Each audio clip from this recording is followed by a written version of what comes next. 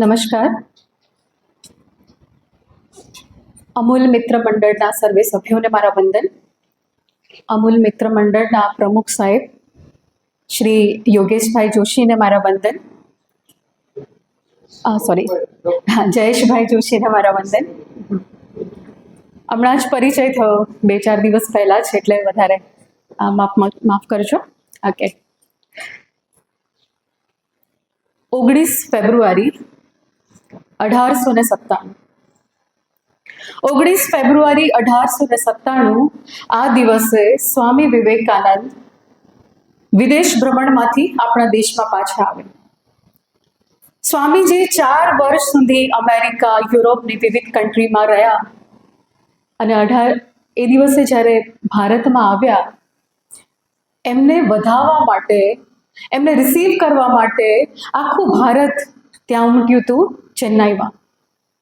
ભારતભરના રાજાઓ સ્વામી વિવેકાનંદને મળવા માટે આવ્યા, એમનું સ્વાગત કરવા માટે આવ્યા. એ વખતે એક બ્રિટિશ ઓફિસર એ પણ સ્વામીજીને મળવા આવે અને સ્વામીજીને થોડા જુદા ભાવ સાથે પૂછ્યું, Swamiji, you have been to our country for 4 years. How do you feel? You are back to India. 4 વર્ષ સુધી તમે અમારા દેશોમાં રહીને આવ્યા અને હવે તમે પાછા ભારતમાં આવ્યા છો, ત્યારે તમને કેવી લાગણી થાય છે? કેવું ફીલ થાય છે? સ્વામીજીએ કંઈ જવાબ નહીં આપ્યો. થોડી વાર થઈ એટલે પેલા અંગ્રેજે ફરીથી પૂછ્યું, એક ગરીબ બાળક, એને કોઈ મહેલમાં રહેવા મળે, એ વર્ષ સુધી કોઈ મહેલમાં રહે અને પાછો પોતાના ઝૂંપડામાં આવે, એવી ફિલિંગ તમને થાય છે ને સ્વામીજી?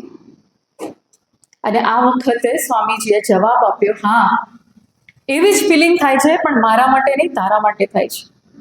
પેલાને કંઈ ખબર ના પડી. ફરીથી પૂછ્યું, Swamiji, please tell me, how do you feel?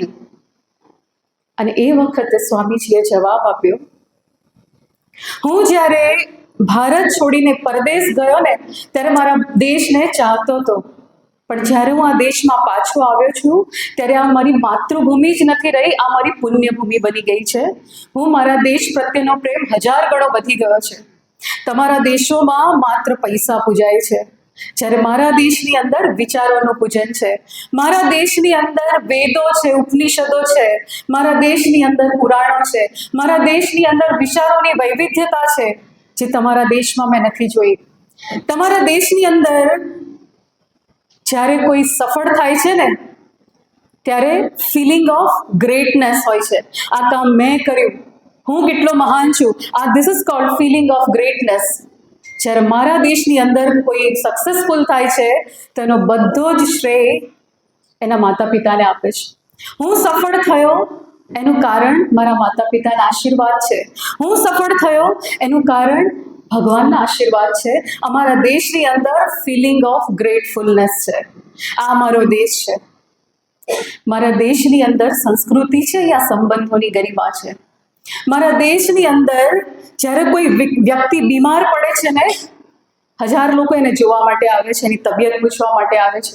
જ્યારે તમારા દેશની અંદર સમય મળે ને, ત્યારે તમે એનું ક્રિમેશન કરતા હો છો. જ્યારે તમને સમય મળે છે, ત્યારે એને અગ્નિ સંસ્કાર આપતા હો છો. આ તમારા દેશની સંસ્કૃતિ અને આ મારા દેશની સંસ્કૃતિમાં ફરક છે. સ્વામીજીએ એ અંગ્રેજને સણસણતો જવાબ આપ્યો, આખા વિશ્વની અંદર તમે બતાવો એ દેશ કે જે દેશની અંદર માત્ર 19 અને 20 વર્ષના યુવાનો ફાંસી ખાઈને ઇન્કલાબ જિંદાબાદ કહેતા કહેતા મૃત્યુને ભેટી પડે છે. આપણા દેશના સુખદેવ, આપણા દેશના ભગતસિંહ, આપણા દેશના તાત્યા તોપે, આપણા દેશના ચંદ્રશેખર આઝાદ, આવા યુવાનો બીજા કોઈ ધરતી પર નહીં મળે. આ માત્ર અને માત્ર આપણા દેશની સંસ્કૃતિનો પ્રતાપ છે અને આપણા સંસ્કૃતિનું આ પૂજન છે. આ સંસ્કૃતિ પ્રત્યેનો પ્રેમ છે. સ્વામી વિવેકાનંદે ભારતની સંસ્કૃતિને આખા વિશ્વમાં એનો ડંકો વગાડ્યો હતો. આજે મારે એ સંસ્કૃતિ વિશે આપની સાથે વાત કરવી છે. ભારતની સંસ્કૃતિમાં વ્યક્તિનો જન્મ થાય અને મૃત્યુ થાય ત્યાં સુધી 16 સંસ્કાર આપવામાં આવે છે. માં જ્યારે ગર્ભ ધારણ કરે છે, ત્યારે ગર્ભાધાન સંસ્કાર આપવામાં આવે છે. એ સૌથી પહેલો સંસ્કાર છે. બીજો સંસ્કાર જ્યારે ગર્ભ ધારણ કરે અને પુંસવન સંસ્કાર આપવામાં આવે છે બાળક અને માતાના સારા સ્વાસ્થ્ય માટે. એ ગર્ભ જ્યારે 7 મહિનાનો થાય છે ત્યારે એને સીમંતોનયન સંસ્કાર આપવામાં આવે છે. માને શુભેચ્છાઓ આપવામાં આવે છે. આવનારા બાળક માટે આપણે શુભેચ્છાઓ આપીએ છીએ અને એના માટે પ્રાર્થના કરીએ છીએ. બાળક જ્યારે જન્મ લે છે ને ત્યારે જાત કર્મ સંસ્કાર આપવામાં આવે છે. જાત કર્મ સંસ્કારમાં સૌથી પહેલી વાર એ બાળકના મોઢામાં મધ અને ઘીનું ટીપું મૂકવામાં આવે છે. આ જાત કર્મ સંસ્કાર છે. ત્યારબાદ જ્યારે બાળક 6 મહિનાનું થાય છે સૌથી પહેલી વાર એના મોઢામાં અન્નનો દાણો મૂકવામાં આવે છે અને અન્નપ્રાશન સંસ્કાર કહેવામાં આવે છે. અન્નપ્રાશન સંસ્કાર બાદ 1 વર્ષનો બાળક થાય.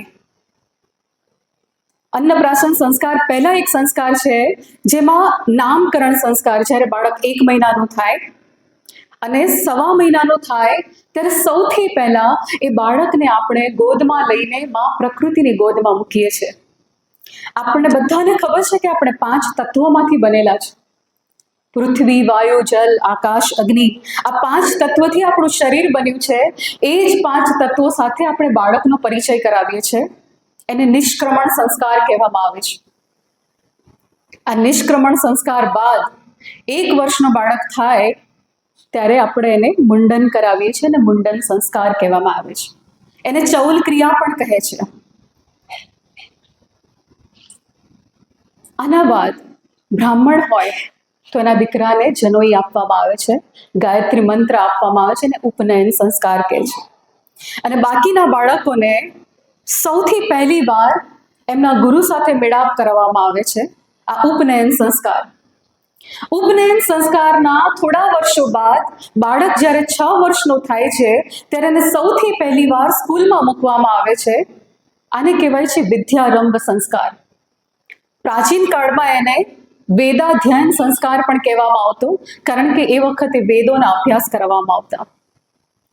આ વિદ્યારંભ જ્યારે શરૂ થાય છે તેના કેટલાક વર્ષો બાદ એ બાળક જ્યારે બધી જ શાખાઓમાં ઉત્તીર્ણ થાય છે, સારામાં સારી રીતે એજ્યુકેશન લઈ લે છે, યુનિવર્સિટીનો અભ્યાસ પૂરો કરે છે, ત્યાર પછી એ ઘરે આવવાનો હોય ત્યારે એના ગુરુ એને સંસ્કાર આપે છે. એને સમાવર્તન સંસ્કાર કહેવામાં આવે છે. સમાવર્તન સંસ્કારમાં ગુરુ શીખવાડે છે કે તે બધી વિદ્યાઓ પ્રાપ્ત કરી છે મારી પાસેથી, હવે તારે ઘરે જવાનો સમય થઈ ગયો છે અને ઘરમાં જઈને તારે તારા માતા પિતા સાથે કેવો વ્યવહાર કરવાનો છે, તારે આવનારી પત્ની સાથે કેવો વ્યવહાર કરવાનો છે, તારે પડોશીઓ સાથે કેવો વ્યવહાર કરવાનો છે, તારે ઘરના વડીલો સાથે કેવો વ્યવહાર કરવાનો છે, આ બધી જ શિક્ષા એ ગુરુ આપે છે. એને સમાવર્તન સંસ્કાર કહેવામાં આવે છે. અને ત્યારબાદ શરૂ થાય છે લગ્ન સંસ્કાર. લગ્ન સંસ્કારમાં એની પત્ની સાથે પાણી ગ્રહણ કરીને એક નવું જીવન શરૂ કરે છે. લગ્નના ઘણા વર્ષો બાદ જ્યારે વ્યક્તિની ઉંમર 50 વર્ષની થાય છે ત્યારે એક સંસ્કાર આપવામાં આવે છે, એને કહેવાય છે વાનપ્રસ્થ સંસ્કાર. આ આપણી સંસ્કૃતિ છે. વાનપ્રસ્થ સંસ્કારમાં ગુરુ કહે છે કે તે 25 વર્ષ સુધી સંસાર ભોગવ્યો છે. હવે ધીરે ધીરે આ ભોગમાંથી તું યોગ તરફ આગળ વધ. આ યોગ તરફ પ્રયાણ કરવાનો સમય છે જ્યારે વ્યક્તિ 50 વર્ષ પૂર્ણ કરે છે. અને ત્યારબાદ 75 વર્ષ. આજે આપમાંના ઘણા બધા 75 વર્ષની ઉજવણી અહીંયા કરી. આપ સૌને મારા ખૂબ ખૂબ અભિવાદન છે, અભિનંદન છે. આપણી સંસ્કૃતિમાં 75 વર્ષે પણ ગુરુ સંસ્કાર આપે છે અને સંસ્કારનું નામ છે સંન્યસ્ત સંસ્કાર. આ 15મો સંસ્કાર છે. સંન્યસ્ત સંસ્કારમાં ગુરુ શીખવાડે છે કે 75 વર્ષની આયુ થઈ, સંસારના બધા વ્યવહારો હવે પૂર્ણ થઈ ગયા, બાળકો પોતાની જિંદગીમાં ખુશ છે, એમના પરિવારમાં ખુશ છે. હવે ધીરે ધીરે તમે આ મોહમાંથી મુક્ત થાઓ અને ઈશ્વરની શરણમાં જાઓ. આ ગુરુ સંસ્કાર આપે છે. આને કહેવાય સંન્યસ્ત સંસ્કાર. સંન્યસ્ત સંસ્કાર એટલે ભગવા પહેરીને ઘર છોડીને જતા રહેવાની વાત નથી, પણ મનથી આ બધી જ માયા મોહથી ધીરે ધીરે ઉપરતી પામવાનો સમય છે. એને સંન્યસ્ત સંસ્કાર કહેવામાં આવે છે. આ 15મો સંસ્કાર. અને સૌથી છેલ્લો સંસ્કાર, 16મો સંસ્કાર એને કહેવાય છે અંત્યેષ્ટિ સંસ્કાર. જ્યારે વ્યક્તિનું શરીર મૃત્યુ પામે છે ત્યારે એને અગ્નિ સંસ્કાર આપવામાં આવે છે અને અંત્યેષ્ટિ સંસ્કાર. આ 16 સંસ્કૃતિમાં, આ 16 સંસ્કારમાં આપણી સંસ્કૃતિ સમાયેલી છે. એક એક પગલે ગુરુ આપણને શિક્ષા આપે છે તમારે કેવું જીવન જીવવાનું છે. આ આપણી વૈદિક સંસ્કૃતિનો પ્રભાવ છે. હમણાં જ એક કાકા 75 વર્ષના થયા. મારી એમની સાથે વાત ચાલતી હતી એટલે મેં સહજ રીતે પૂછ્યું, કાકા 75 વર્ષ થયા, તમે મને એક વાત કરો કે તમને સૌથી વધારે શું ભાવે કાકા? એટલે કાકા મને કે જો બેટા એમાં એવું છે ને, મને સૌથી વધારે જે ભાવે ને એ ચા. તું મને 2 ટંક જમવાનું ના આપ ને બેટા તો મને ચાલે, પણ મને ચા વગર ના ચાલે. આ ચા મને જોઈએ. મેં કીધું કાકા એ તો બરાબર છે, પણ તમને કઈ ચા બહુ ભાવે? ઘણી બધી લિપ્ટન ચા છે, ઘણી બધી બ્રાન્ડની ચા, તમને કઈ ચા ભાવે? એટલે કાકા કે મને સૌથી વધારે ચા ભાવે તો વાઘ બકરી ચા ભાવે. તો મેં કીધું વાઘ બકરી ચા કેમ ભાવે કાકા, એનું કોઈ રીઝન? મને કે જો બેટા એનું કારણ તમે સમજાવો. આવો એકલો એકલો ચા પીતો હોય ને તો મને વાઘ જેવી ફિલિંગ આવે, અને તારા બા જોડે ચા પીવું તો મને બકરી જેવી ફિલિંગ આવે. એટલે મને આ વાઘ બકરી ચા બહુ ભાવે. આપણે ત્યાં 4 વેદ છે.